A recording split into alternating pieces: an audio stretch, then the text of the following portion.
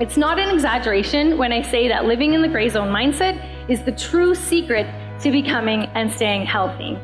I don't believe in work-life balance because I don't like the word balance. If you think about balance, we're thinking equilibrium, right? So we're thinking that work, life, it's often work, life. It's really unlikely that work and life are going to be balanced from a time perspective and from an energy perspective. Hands up if you can relate to this, right? You're not the only one. So there are 4 steps to improving work-life harmony.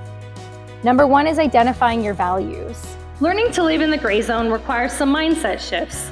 This takes time, so be patient and kind to yourself.